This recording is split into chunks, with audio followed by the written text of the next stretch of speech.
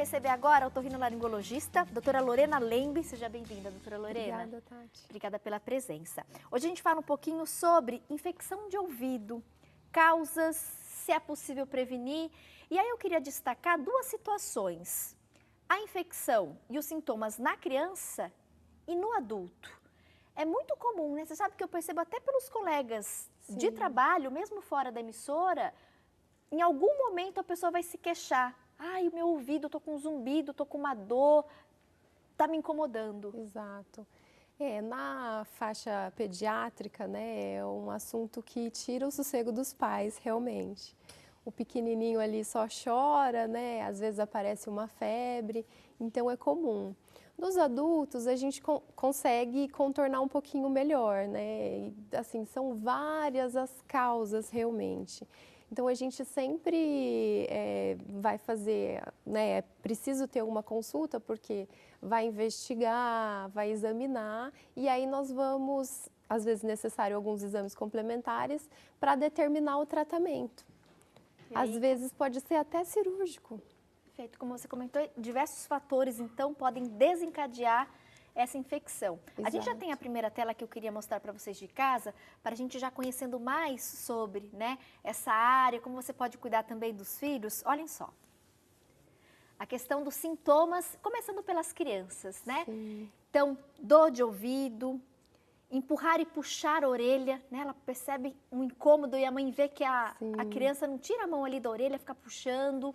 A dificuldade para dormir, chorar mais do que o normal, irritabilidade e a própria dificuldade para ouvir e responder sons. Essa dificuldade a gente vai observar mais na faixa etária escolar, né? Quando a criança, de repente, ali na sala de aula, está alfabetizando e começa a ter trocas consonantais, a criança começa a ficar um pouco mais desatenta, ou então os pais percebem o volume na televisão, né? E isso no processo de alfabetização, né, parece algo que a gente não dá muita importância, mas olha a gravidade. A criança começa a se alfabetizar, então é na hora que ela está aprendendo a simbolizar as letras, né? Então, por isso, se ela não escuta aquele som direito e não forma a imagem da letra no cérebro adequadamente, ela troca a faca pela vaca, né? E ela fica com essa dificuldade muitas vezes. E às vezes a mamãe até acha que é uma própria dificuldade de linguagem, mas na verdade começou por causa do probleminha da limitação na audição. Exatamente, o som não está entrando adequadamente, então ele não processa adequadamente. Temos mais alguns sintomas, olhem só. Ainda falando, né, nos pequenos, a perda de equilíbrio em alguns casos pode aparecer, febre alta, como a Lorena comentou conosco recentemente, drenagem de fluidos pelo canal do ouvido, dor de cabeça, perda de apetite. A faixa etária logo 1 aninho, né? Nós começamos a observar já esses sintomas porque está envolvido o aleitamento, né? Que é uma questão muitas vezes causadora de infecções de ouvido. Por quê? A mãe, em geral, costuma dar um conforto para a criança e gosta de amamentar a criança deitada. Ou a própria criança já tem esse hábito também. E nessa faixa etária, a tuba auditiva, que é o canal que leva o ar que a gente respira para as células do ouvido, ele fica horizontalizado, né? Então, quando a criança está deitada, ela engole e isso tem mais facilidade de comunicar com o ouvido. Então, sempre deixar a criança quando na hora da amamentação? Na posição sentada mesmo, o mais sentada possível. Interessante, ou pelo menos inclinar um pouco mais, mas não deitar tudo, né? Não deixar ela deitadinha. A tuba auditiva da criança é curta, né? Porque ela vai crescendo, vai se desenvolvendo. E aí um pouquinho daquele leite materno pode ir para o canal do ouvido. Isso, pode e aí causar infecção. Causar infecções.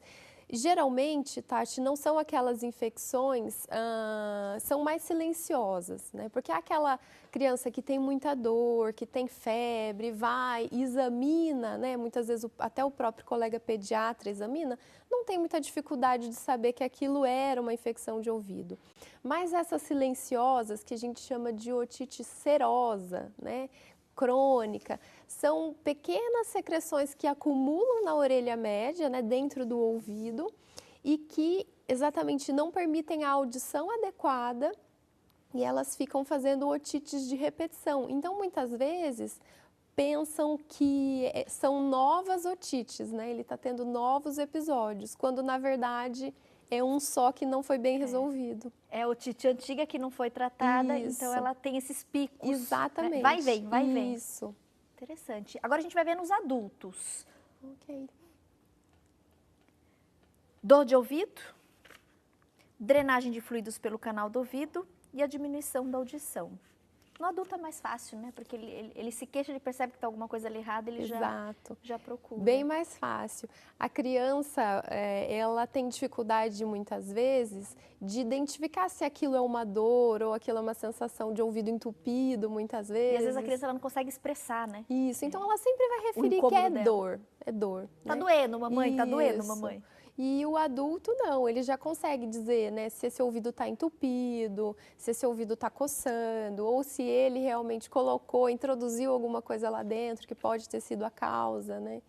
E a drenagem dos fluidos pelo ouvido também é algo que não deixa dúvidas, né? Quando o ouvido vaza ou pus, ou vaza uma serosidade, que é aquela aguinha mais sujinha, assim, como se o ouvido tivesse sempre úmido, são indícios de que algo está errado.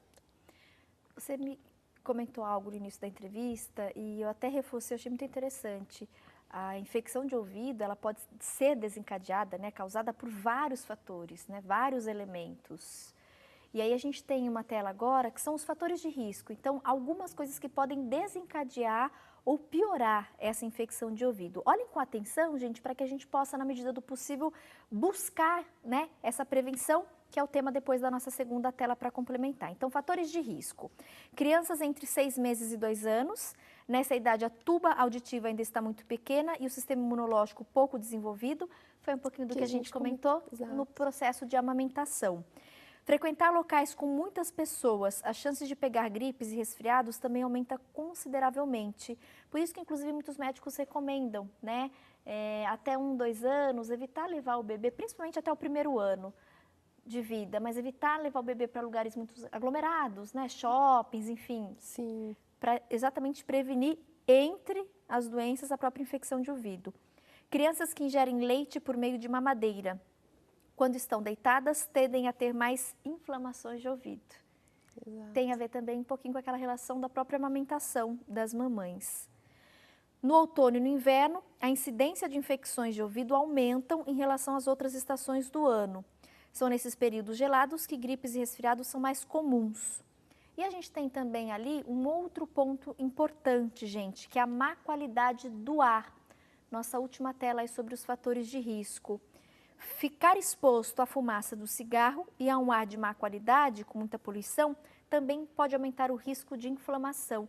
E a gente destaca, inclusive, e faz o alerta, o próprio ar-condicionado, né? Que às vezes as pessoas não têm muito hábito de limpar o famoso filtro do ar. Tudo entra como causa, né, no inverno, porque a gente tem a circulação dos vírus aumentada, então a gente sabe que a maior causa de infecção no adulto, elas são virais. Então, a gente tem as bacterianas, mas a maior causa é viral, então assim, vai estar relacionado sempre a um resfriado, né? Isso tudo vai fazer parte. E o ar-condicionado entra na questão da rinite alérgica também, né? Então, tudo que deixar o nariz com maior quantidade de secreção vai fazer aumentar a chance do ouvido infeccionar. A gente tem aqui algumas participações, quero até aproveitar, né, a sua presença, Lorena. Claro. A Lidinádja, de Currais Novos, Rio Grande do Norte, comentou, Tati, quando eu era criança, entrou um inseto uma vez no meu ouvido. Ai, que aflição! senti que ele furou lá dentro. Na adolescência, eu sofri muito com dor de ouvido. Hoje, eu só sinto doer quando está muito frio ou quando eu fico gripada ou resfriada. Eu chego a quase não ouvir nada naquele lado. Devo procurar um médico? Com certeza, Lidinadja.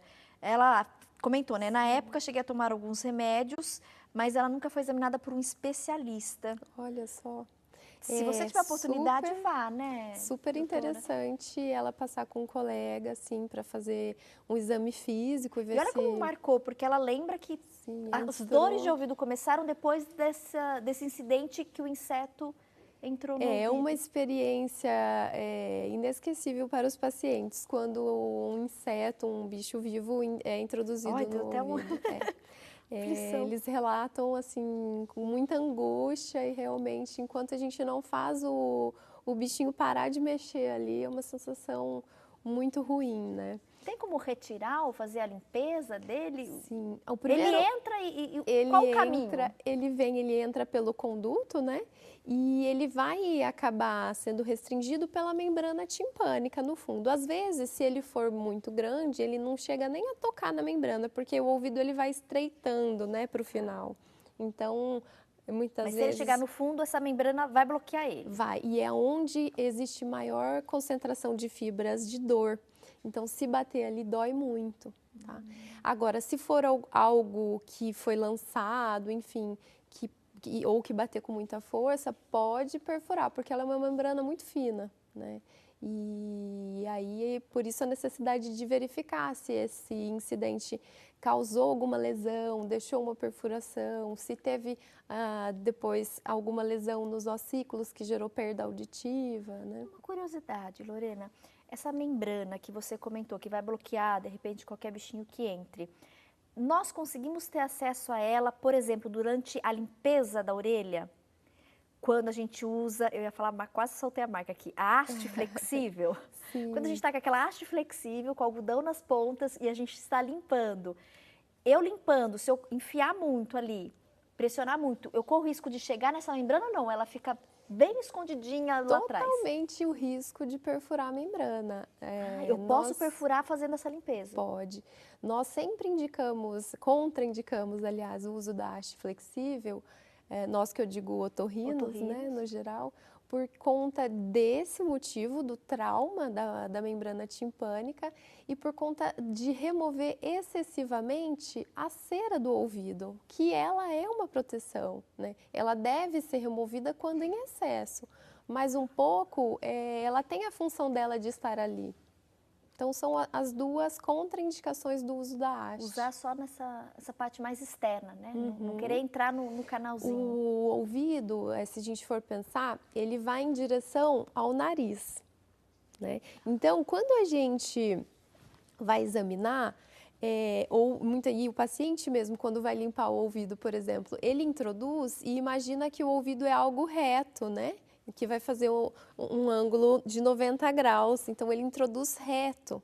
Mas, na verdade, o ouvido tem uma inclinação. E isso, quando o paciente introduz reto, faz com que ele vá diretamente para a membrana do tímpano. Ou seja, um super risco. Um super risco porque, primeiro, vai causar muita dor. Depois, pode deixar essa sequela de perfuração e ele vai ter que ser submetido a uma cirurgia para reparar essa perfuração.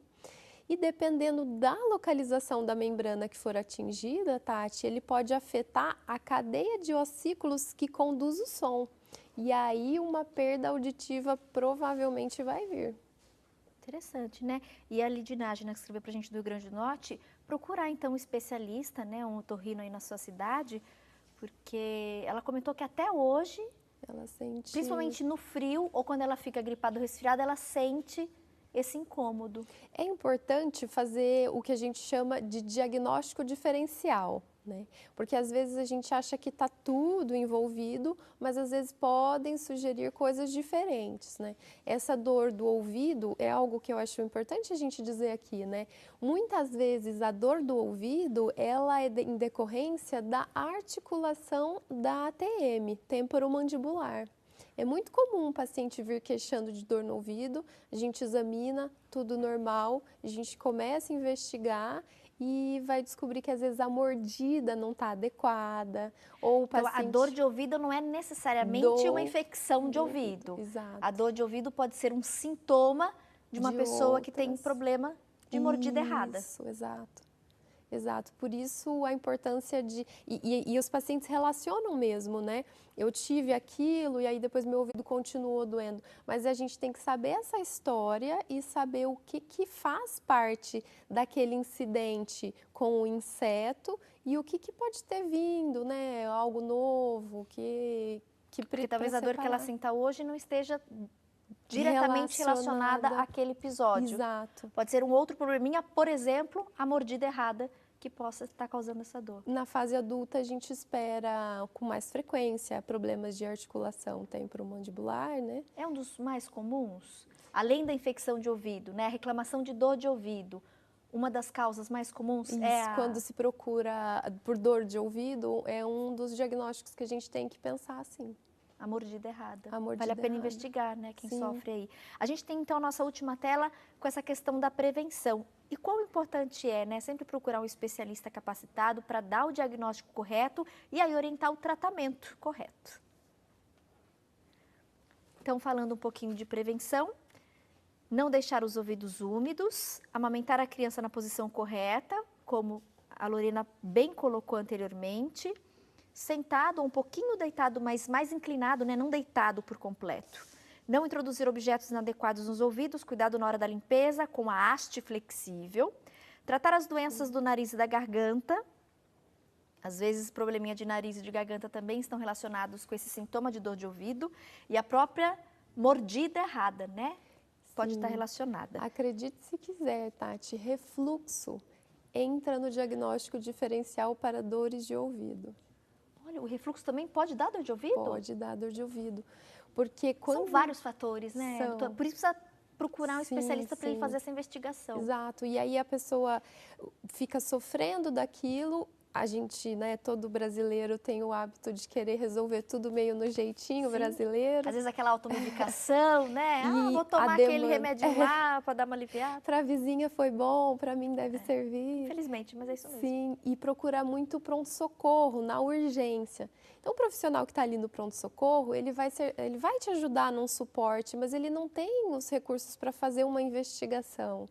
Então, o ideal é o otorrino, né? Isso. Ele vai te ajudar num episódio mais agudo, mas fazer sempre essa investigação.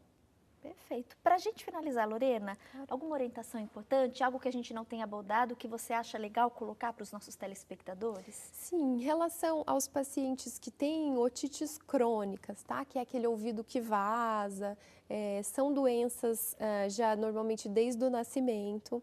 Então, ou que tem perfuração na membrana do tímpano, lembrar que esse ouvido nunca pode ser molhado, que é uma causa de recidiva das infecções. Toda vez que a gente tiver traumas, acidentes no ouvido em que haja suspeita de perfuração na membrana, não molhar esse ouvido em hipótese alguma. É algo que eu acho que é importante dizer. Então, esquece piscina, praia, mesmo na hora do banho, tomar cuidado. Tomar muito cuidado, isso é bem importante. E assim, deixar os ouvidos secos, uma dica boa que eu costumo dar para os pacientes é usar o secador de cabelo mesmo, né? Então, um paciente que tem um ouvido que coça muito, que às vezes fica um resíduo ali de água, usa o secador numa distância que não vai queimar, mas pode direcionar ele bem para o ouvido, deixar bem sequinho. Isso costuma ajudar os pacientes. Você sabe que algumas pessoas, acho que algumas em casa também já ouviram falar, colocar o azeite morninho no ouvido dos bebês, das crianças, não é indicado também, né? Não é indicado, é uma receita caseira, né? Popular, famosa, sim. Mas... a questão do quente ali do azeite é pela temperatura, né? Tudo que você colocar quente tem poderes anti-inflamatórios, então vai aliviar a dor. Então, se você colocar uma compressa morna, vai ter o mesmo efeito. E nunca introduzir nada no ouvido, né? Cuidado com essas misturas. É importante a gente reforçar, a gente quis reforçar, porque muita gente tem o hábito de fazer, né? Sim, sim. O nosso país, né, tem uma cultura enorme. Aqui a gente transmite para vários locais. Mas a gente tem que respeitar a cultura de cada lugar, mas saber que aquilo também pode ser prejudicial, né? Faz uma Então, compressinha com uma água aqui, uma bolsinha, né, mola para aliviar, as- mas também não vai resolver o problema, vai diminuir momentaneamente a dor, Sim, é. mas tem que procurar um médico para, de repente, usar um medicamento adequado, fazer um tratamento adequado, e em alguns casos você comentou que mesmo realmente, inclusive, indicação cirúrgica. Exato.